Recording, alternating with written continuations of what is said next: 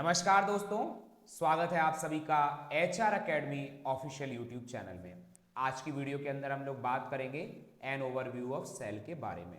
दोस्तों class 9th में ही science के अंदर आप लोगों ने सीखा था कि किस तरह से अनियन पील और ह्यूमन चीक सेल से हम एक टेम्पररी स्लाइड तैयार कर सकते हैं और उसे हमने माइक्रोस्कोप के नीचे रखकर भी देखा था और देखा था कि भाई कैसा स्ट्रक्चर दिखता है एक सेल का। ठीक है, अगर हम स्पेशली अनियन सेल की बात करें स्पेशली, तो जो अनियन सेल है हमारा, ये अनियन सेल दोस्तों कैसा है हमारा अनियन सेल हमारा स्पेशली एक प्लांट सेल है।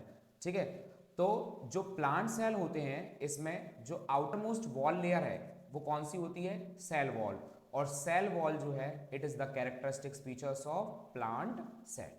एब्सेंट होती है सेल वॉल एनिमल सेल के अंदर। ठीक है, अच्छा अगर हम ह्यूमन चीक सेल की बात करें तो ह्यूमन चीक सेल तो क्या है आपकी एनिमल सेल है एक तरह से, और इनमें भी एक आउटर मेम्ब्रेन होती है जिसे हम क्या कह देते हैं? सेल मेम्ब्रेन या प्लाज्मा मेम्ब्रेन के नाम से जानते हैं। ठीक है, अच्छा दोस्तों हर सेल के अंदर एक डेंस मेम्ब्रेन बाउंड स्ट्रक्चर देखने को मिलता है जिसे हम कहते हैं न्यूक्लियस।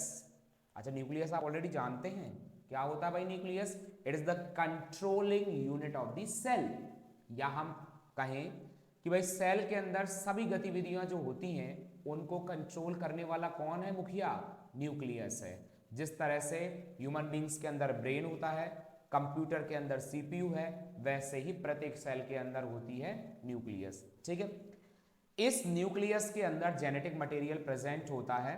तो जैसे क्रोमोसोम प्रेजेंट हो गए, इन क्रोमोसोम के ऊपर आपके हो जाएंगे डीएनए, आरएनए, जीन, ये सब प्रेजेंट रहता है न्यूक्लियस के अंदर। ठीक है, अच्छा जिन सेल के अंदर न्यूक्लियस मेम्ब्रेन बाउंड होती है दोस्तों उन्हें हम कहते हैं यूकैरियोटिक सेल। क्या कहते हैं? Eukaryotic cell. तो यहां पे आपको एक पॉइंट नोट करना है कि जो दो तरह के सेल होते हैं जनरली जिनकी हम बात करते हैं, एक तो होते हैं प्रोकैरियोटिक सेल, ठीक है, और दूसरे होते हैं यूकैरियोटिक सेल। ठीक है, जो प्रोकैरियोटिक वर्ड है ना, इसमें प्रो शब्द का मतलब होता है प्रिमिटिव, पुराना या प्राचीन हम कहें, और जो कैरियोटिक वर्ड है ये कैरियोन शब्द से लिया गया है जिसका मतलब होता है न्यूक्लियस। इसका मतलब हो गया कि प्रोकैरियोटिक सेल्स के अंदर लेस डेवलप्ड न्यूक्लियस होती है, या हम कहें न्यूक्लियस इनकी कैसी होती है प्रोकैरियोटिक सेल की? Non membrane bound. और इनकी न्यूक्लियस को हम कहते हैं दोस्तों न्यूक्लियोइड। ठीक है जी, और यूकैरियोटिक सेल में जो यू वर्ड है इसका मतलब होता है ट्रू या एडवांस। इसका मतलब यूकैरियोटिक सेल में दोस्तों वेल डेवलप्ड न्यूक्लियस प्रेजेंट होती है जो कि न्यूक्लियर मेम्ब्रेन बाउंड होती है। ठीक है, आई होप से इतना समझ में आया होगा। फिर दोनों प्रोकैरियोटिक और यूकैरियोटिक सेल के अंदर क्या प्रेजेंट रहता है? एक सेमी फ्लूइड मैट्रिक्स प्रेजेंट होती है, इसे हम क्या कह देते हैं? साइटोप्लाज्म। प्लाज्म वर्ड का मतलब होता है फ्लूइड। तो देखना सपोज जनरली एक कोई सेल है, ठीक है, ये इसकी क्या हो गई? सेल मेम्ब्रेन हो गई। ठीक है जी, अब इसके अंदर ये न्यूक्लियस प्रेजेंट है, तो देखो न्यूक्लियस के अंदर भरा रहता है क्या? न्यूक्लियोप्लाज्म।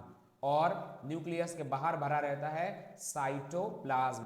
तो आपको एक बात और याद रखना है कि न्यूक्लियोप्लाज्म और साइटोप्लाज्म दोनों को मिला के हम क्या कह देते हैं? प्रोटोप्लाज्म। ठीक है, अब जो साइटोप्लाज्म है इसी के अंदर सभी गतिविधियां चलती हैं, है ना, तो इसीलिए हम कहते हैं कि it is the main arena या main area for the various cellular activity in both plant and animal cell. और सेल के अंदर इस साइटोप्लाज्म में बहुत सारी केमिकल रिएक्शंस चलती रहती हैं in order to maintain a cell in a living state. ठीक है, ओके। अगर हम न्यूक्लियस के अलावा बात करें यूकैरियोटिक सेल्स में, तो यूकैरियोटिक सेल में दूसरे मेम्ब्रेन बाउंड स्ट्रक्चर्स भी प्रेजेंट होते हैं जिन्हें हम ऑर्गेनल्स कहते हैं, या स्पेसिफिकली हम कहते हैं सेल ऑर्गेनल। तो बहुत सारे होते हैं जैसे कि endoplasmic reticulum, Golgi complex, lysosome, mitochondria, microbody और वैक्यूल्स इत्यादि। ठीक है, अच्छा प्रोकैरियोटिक सेल के अंदर ये जो मेम्ब्रेन बाउंड ऑर्गेनल्स हैं दोस्तों क्या होते हैं? एब्सेंट होते हैं। जो राइबोसोम है ना दोस्तों, राइबोसोम ये कैसा स्ट्रक्चर है, एक नॉन मेम्ब्रेन बाउंड ऑर्गेनल है, याद रखना है आपको अच्छे से इसको, ठीक है, काफी इंपॉर्टेंट है।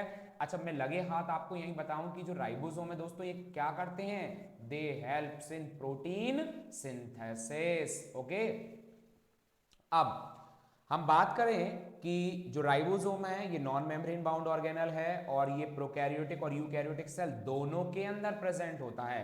तो point to be noted over here is कि जो राइबोसोम है इसे हम यूनिवर्सल सेल ऑर्गेनल कहते हैं। ओके, तो सेल के अंदर जो राइबोसोम है वो ना सिर्फ दोस्तों साइटोप्लाज्म के अंदर प्रेजेंट होता है बल्कि दो और सेल ऑर्गेनल्स में भी देखने को मिलता है।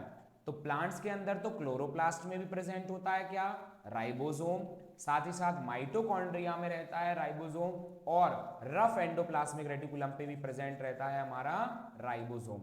अच्छा, रफ एंडोप्लाज्मिक रेटिकुलम को हम रफ बोलते ही इसीलिए हैं क्योंकि उसकी सरफेस पे राइबोसोम प्रेजेंट रहता है, इसीलिए वो हमें खुरदुरा सा दिखता है उसका सरफेस, तो हम उसे रफ एंडोप्लाज्मिक रेटिकुलम के नाम से जानते हैं।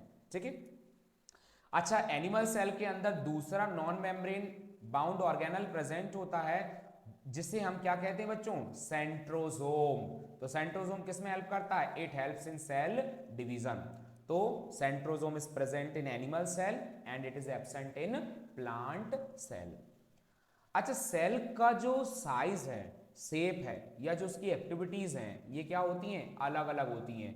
ठीक है, अगर हम एग्जाम्पल की बात करें तो माइकोप्लाज्मा। ओके, माइकोप्लाज्मा क्या होता है, it is the smallest cell और इसकी साइज होती है ओनली 0.3 माइक्रोमीटर। अच्छा एक बात बताएं कि भाई एक माइक्रोमीटर में 10 raise to the power -6 metre होते हैं दोस्तों। ठीक है, तो माइकोप्लाज्मा स्मॉलेस्ट सेल है जिसकी साइज होती है ओनली 0.3 माइक्रोमीटर। जबकि अगर हम बैक्टीरिया की बात करें तो बैक्टीरिया के अंदर, हमारी स्लाइड आ रही है तो देखिए, उससे पहले हम यहाँ पे जो डायग्राम्स दिए हैं इनके शेप दिए हैं, एक मिनट ये देख लेते हैं। सबसे पहले हमें दिख रहा है रेड ब्लड सेल आरबीसी, देखिए इसका शेप कैसा होता है, ये काफी इंपॉर्टेंट है specially for the NEET aspirants. ठीक है, ये रेड ब्लड सेल्स हैं, इनका शेप कैसा होता है, राउंड और बाइकॉनकेव है ये। ठीक है, और ये व्हाइट ब्लड सेल्स हैं, ये कैसे हैं, अमीबॉइड। और यहाँ पे कॉलमिनार एपिथेलियल सेल्स हैं दोस्तों, ये कैसे होते हैं, लॉन्ग होते हैं और आपके कैसे होते हैं, नैरो। ये नर्व सेल्स हैं, ये हमारे ब्रांच्ड है और लॉन्ग है। ये आपका ट्रैकाइड है, कैसा दिख रहा है, इलोंगेटेड स्ट्रक्चर है इसका। ये मीजोफिल सेल्स कैसे होते हैं, राउंड और ओवल। तो यहाँ से आप बिल्कुल समझ गए हैं कि भाई सबका शेप साइज अलग अलग होता है और सबके फंक्शंस भी अलग होते हैं सेल्स के। तो जो बैक्टीरिया है दोस्तों, बैक्टीरिया की साइज आपकी 3 से 5 माइक्रोमीटर हो सकती है। ठीक है, जबकि माइकोप्लाज्मा की कितनी थी, ओनली 0.3 माइक्रोमीटर। अच्छा, सबसे बड़ा लार्जेस्ट आइसोलेटेड सिंगल सेल जो है वो क्या है, एग ऑफ ऑस्ट्रिच, यानी शुतुरमुर्ग का अंडा सबसे बड़ा सेल होता है। ठीक है दोस्तों, अगर हम मल्टी सेलुलर ऑर्गेनिजम्स की बात करें तो मल्टी सेलुलर ऑर्गेनिजम्स में दोस्तों ह्यूमन रेड ब्लड सेल्स जो है इनकी साइज होती है लगभग 7 माइक्रोमीटर होती है डायामीटर के सेंस में। ठीक है, अच्छा मैं आप, मुझे एक पॉइंट यही याद आ रहा है कि जो राइबोसोम होते हैं या हम कहें आरबीसी हैं, इनमें क्या होती है, न्यूक्लियस एब्सेंट है। याद रखना है आपको, न्यूक्लियस क्या है इनके अंदर, एब्सेंट होती है। ठीक है, अच्छा जो नर्व सेल्स हैं ये कैसे होते हैं, लॉन्गेस्ट सेल्स होते हैं। ठीक है, सेल्स जो हैं दोस्तों इनका शेप काफी अलग अलग होता है। इनका शेप डिस्क लाइक हो सकता है, पॉलीगोनल शेप हो सकता है, कॉलमिनार, क्यूबॉइडल, थ्रेड लाइक, या फिर इवन इरेगुलर शेप भी हो सकता है। ठीक है, तो इनका जो शेप है वो कहीं ना कहीं फंक्शन से भी कोरिलेटेड हो सकता है। तो ये सारी चीजें हैं दोस्तों यहाँ पे। ठीक है, आज की वीडियो में हमने जितना भी पढ़ा आप सभी को समझ में आया होगा। ठीक है, तो अगर आपको आज की वीडियो अच्छी लगे तो प्लीज़ वीडियो को ज़रूर लाइक करें और ऐसे ही बने रहिए हमारे यूट्यूब चैनल HR अकेडमी के साथ। Thank you so much. आजा महल फरहान अली, इंशाल्लाह इंशाल्लाह।